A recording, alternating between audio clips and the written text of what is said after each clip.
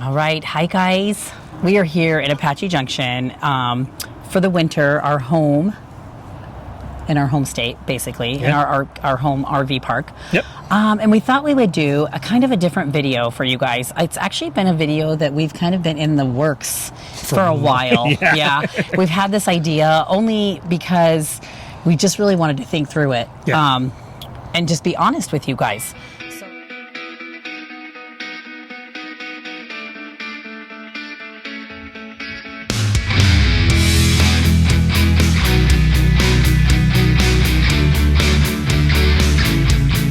So today we're going to talk about, and it's going to sound harsh, but it is the truth, the things we hate about our RV. For the most part, it is everything we want. But I think what happens is you get the RV of your dreams, and then you figure out what works and what doesn't work for you. Obviously, we have a 2022 Vanley Beacon, and we love it. It's so well made. But you see all the new rigs and all the new styles. So everything comes out and you're like, oh, I wish we had that, or we wish we had that. So today we thought we'd talk about the things that we really hate that drive us nuts about our rig. Like we wish it would have been different or made different, not sure why they did some of the things they did. And it's not to say that we are ungrateful or that we're going to get rid of our rig because of it. And especially with it being RV show season, and couple of the big shows just ended, and there's so many small shows around the country and everything else, and we go to a lot of the RV shows in the area and look at different models, and we've walked around different RVs and been like, oh, I wish ours had that, or I wish ours did that, or even in some cases, I'm glad ours has this and doesn't have that. So these are just the things that we've noticed, and we want to kind of share with you the things about our RV that we wish were different. I don't think any RV is perfect. And I think that's just because they're limited space. And so you always do, I feel like most people, when they purchase their rig, they do a list of pros and cons.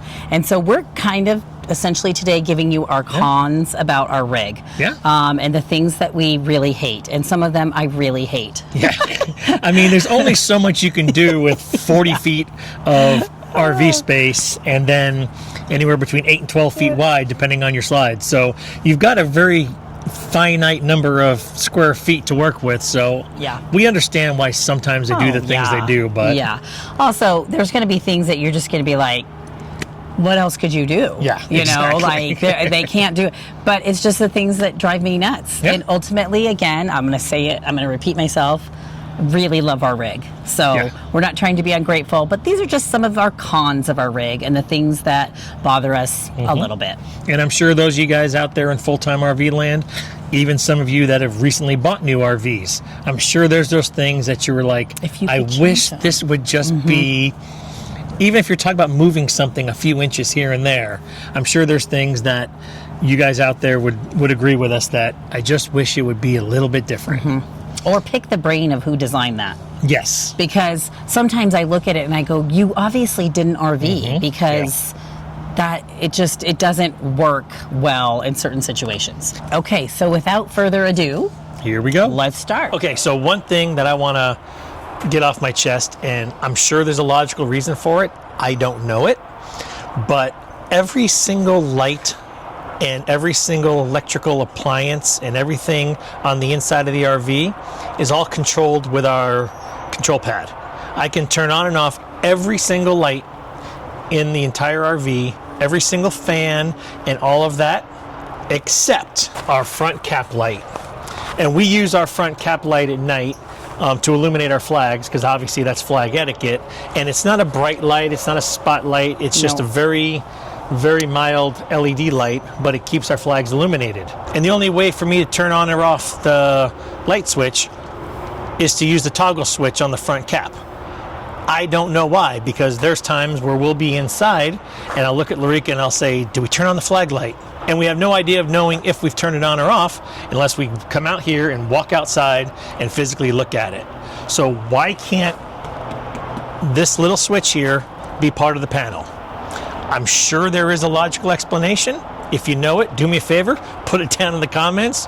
But honestly, That's one of my biggest things I just can't stand. And every fifth wheel that we've ever looked at in shows and dealerships, they all have a switch here. So there's got to be a reason why.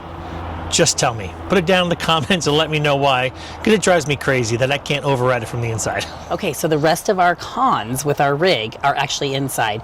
And the second one I'm going to talk to you guys about is right as we walk in. So let's go. Okay, so this is con number 2. And again, it's the layout we picked.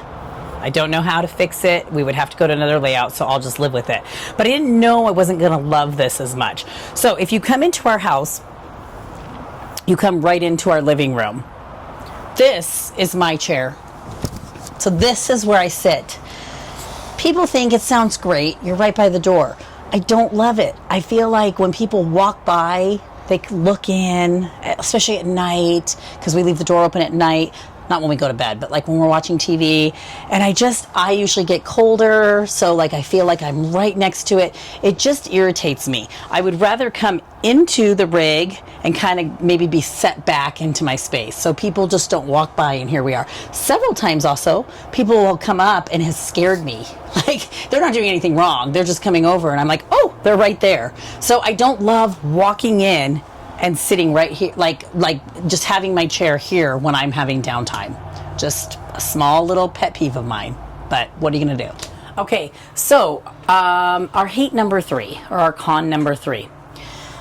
I love my kitchen. It's one of the things that sold us on this rig. I love the space in it, all of that. I love the windows, that I have the option to have several different counter space areas to work. Kevin loves the storage underneath. It's fantastic, right? But why do we have these gaps? And it's on both sides. I just don't like, and I get it, it's beautiful, like they put it together, but it is such a pain because things fall in here, crumbs fall in here, and I had to buy a special tool to vacuum out of that. So, and along with that are these lovely little doo-doo-doos. I don't even know what they're called, but I don't love these either, going into our gap, but they're just not practical. Like when I don't have shoes on, my feet go under here. It's a pain.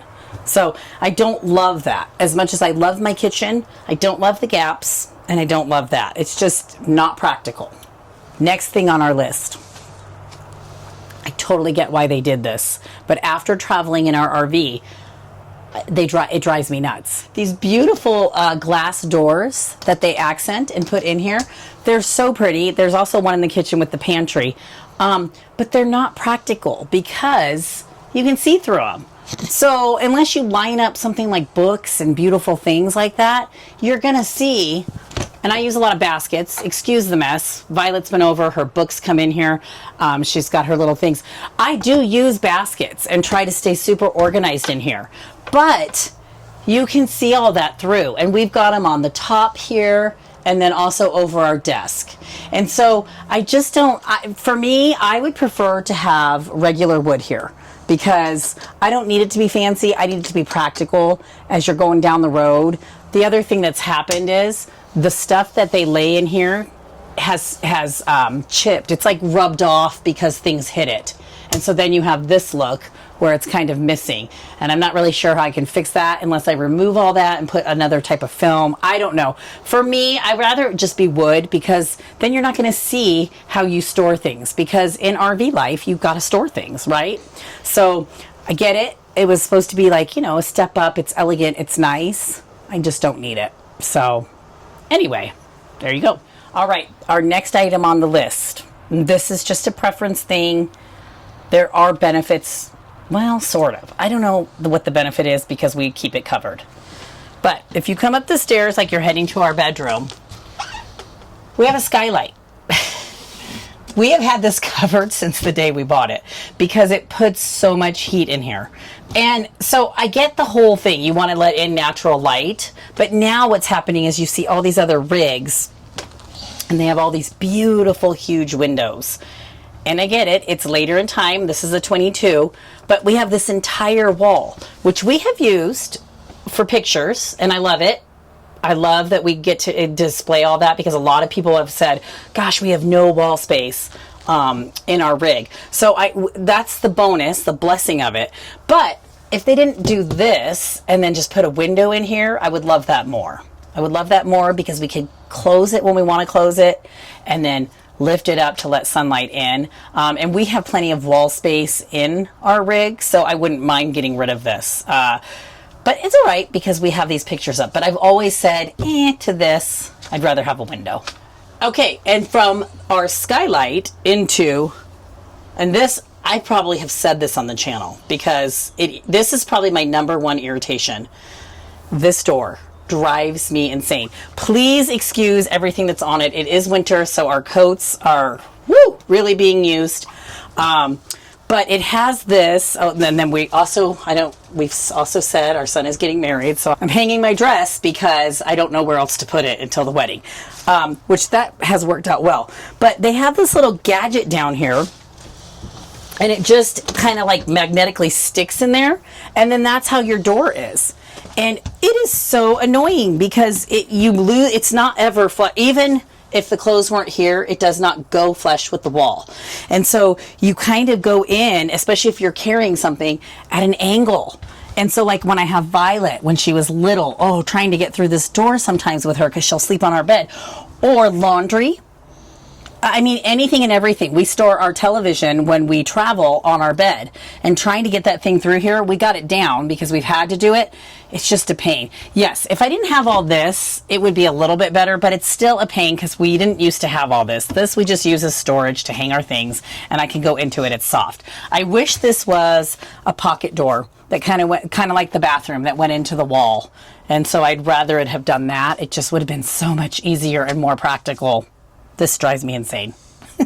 Okay, so that leads to our next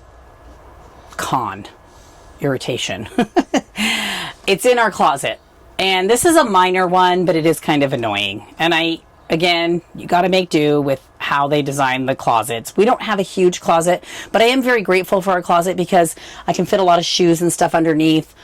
We do well with it. But they have these little shelves behind all of our clothes that are hung. And they just are, I don't know. It's annoying. Like you have to separate all the clothes to find anything in there. And then it's dark and you usually end up pulling everything out to find what you need because it's just not a great system. I get it if it was like a walk-in and then you could move them and you're in there, but you have to like reach. It's just, I don't know. I guess they're offering you a little bit of extra space to shove stuff in. So what we've done is we've put things in there that we don't use all the time. Like just, I don't know, undergarments that you don't wear all the time because, you don't need to. And that way that works. So let me show you what I'm talking about. So we have our clothes and then you have to divide them to even get to the shelves. I get the whole point of it to give you extra space, but it just kind of ends up being not the greatest because you can't get to it. So not super practical. All right, so those are our 7 things that we really hate about our rig. They drive, some more than others, they drive us nuts. Yeah. But like we said before, we really do love our rig. We're so grateful that it has given us the opportunity to go explore this amazing country. And we get to travel around, meet new people, and do these experiences together, and it's just been amazing. So we never want you to think that we're ungrateful. I just think there's a reality with rigs. Even though you think when you buy you found the perfect RV, just don't think there's perfect RVs. And hate's one of those words that, you can sit there and you say, I hate this, I hate that. Like Larika said, we love our home. We really do. We are in no way, shape, or form in the market for a new one or anything like that. But those just, like you said, just some things we wish we could change. Yeah, I just think too, sometimes it's fun to talk about the things you love and the things you hate, what you would redo. It's just a part of RV life. Yeah. It really is. Like you just, because there's so many amazing rigs out there. And I feel like people always say, we take a piece from here, a piece from there, and piece the perfect rig together. But also the perfect rig is what you like. So Yeah. there's also beauty and imperfection. And so we've learned to work with the things that we don't love. Yeah. And we make it work for us. And so we just thought we'd share that. Yeah. Just another little tidbit into our life living on the road. It's not perfect. Our rig is not perfect. Everything we do is not perfect. That's kind of the theme. Yeah.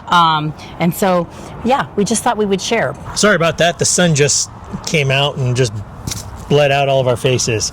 But I think that's another reason why people in this life, we love going and looking at other RVs. You know, even if you're not in the market for it, we just love looking. Our son and his fiance, by the time you guys see this, our son and his wife are having a new house built, and we love going and looking at the models, not because we're in the market for it, just because they're fun to look at and you see all the options out there. Yeah, it gives you ideas, and I don't know, it just keeps it keeps it real, right?